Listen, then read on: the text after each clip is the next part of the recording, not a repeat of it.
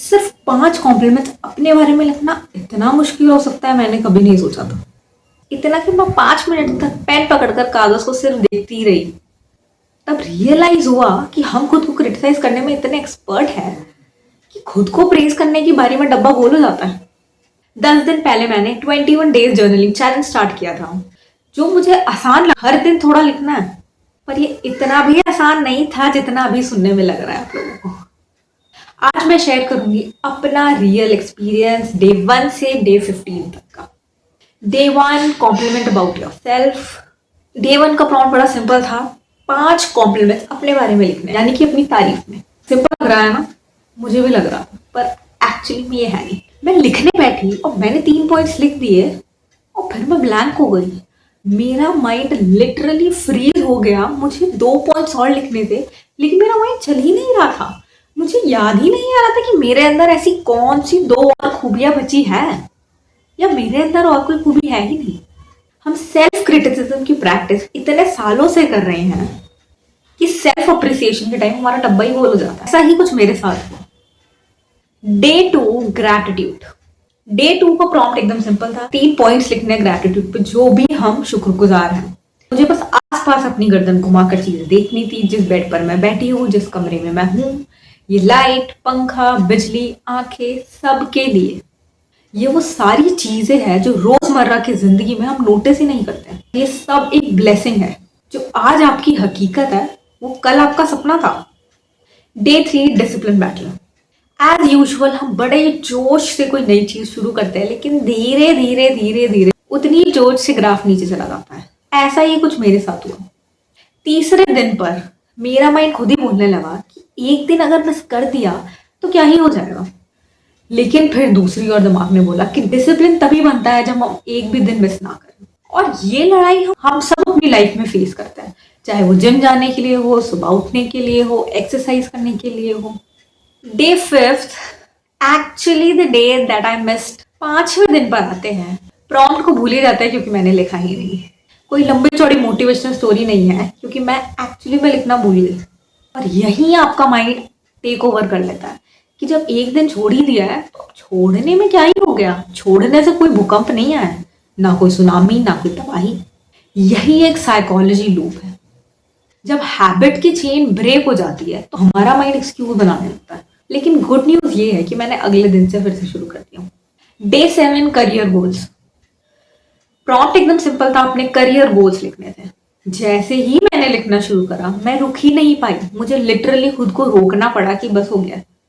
एक गोल, फिर दूसरा, फिर तीसरा, नॉन स्टॉप मैं बस लिखती ही गई। तब रियलाइजेशन मुझे हिट कर दिया कि हम सब अपनी लाइफ में कितने एम्बिशियस होते हैं, लेकिन ये रूटीन, डिस्ट्रैक्शन, लोग, जजमेंटल सोसाइटी, ये सब हमको ऐसे घेर लेती है कि हम कभी कभी अपने खुद के एम्बिशंस की सुनना ही भूल जाते हैं। हमारे अंदर की आवाज क्या कहती है, ये कहीं दब ही जाता है।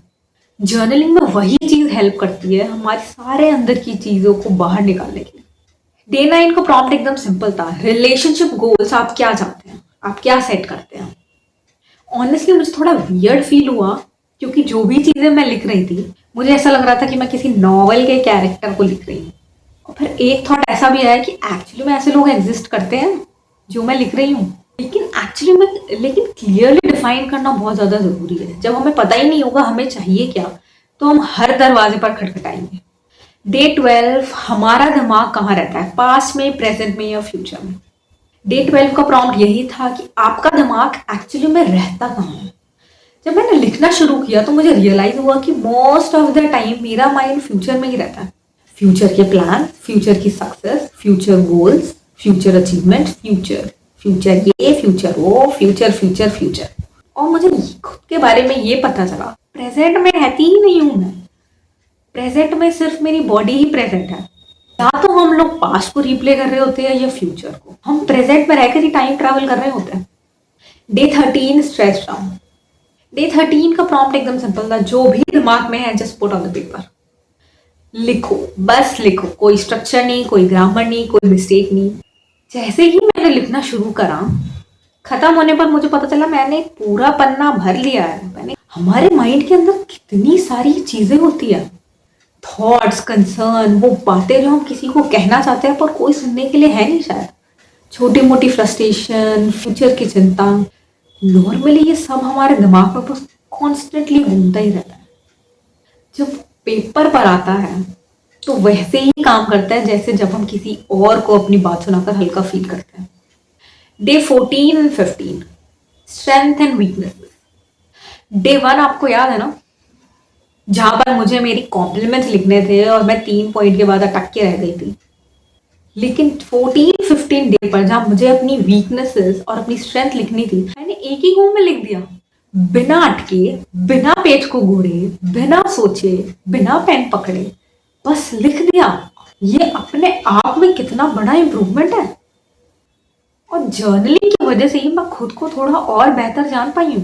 नहीं तो मेरे हाल अभी भी वही होते हैं, हाथ में पकड़ा पेन, कंफ्यूजन भरा फेस। लेकिन इस बार मुझे पता था कि मेरी क्या वीकनेसेस है, किस चीज़ों पर काम करना है और क्या चीज़ मेरी ऑलरेडी स्ट्रांग है।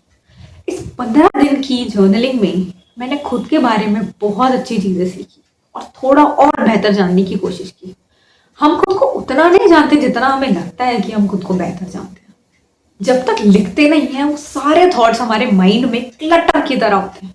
जर्नल उन्हें ही ऑर्गेनाइज करने में हेल्प करता है। ब्रेन डिसिप्लिन से भागता है, उसे कंफर्ट में रहना पसंद है। इसीलिए मेरे साथ तीसरे दिन यही हुआ कि मेरे माइंड ने मुझे बोला कि आज छोड़ देते हैं, और 5वें दिन पे एक्चुअली मैंने लिखना छोड़ दिया। अगर आपसे बोलूं कि आप अपने बारे में 5 कॉम्प्लीमेंट्स लिखो तो क्या आप लिख पाएंगे, या आपका हाल भी मेरी तरह ही होगा? कमेंट्स में ऑनेस्टली लिख के बताइए। ये चैलेंज खत्म नहीं हुआ है, अभी और दिन बाकी हैं। आगे के प्रॉम्प्ट्स और भी इंटरेस्टिंग है और मुझे लगता है कि ये प्रॉम्प्ट्स डीप रिफ्लेक्शन के लिए बेस्ट है। देखते हैं डे 21 के बाद अपने बारे में और क्या क्या जानने को मिलता है। अगर आप भी सेल्फ इम्प्रूवमेंट, सेल्फ अवेयरनेस पे काम करना चाहते हैं, इस जर्नलिंग जर्नी को फॉलो करने के लिए सब्सक्राइब कर सकते हैं।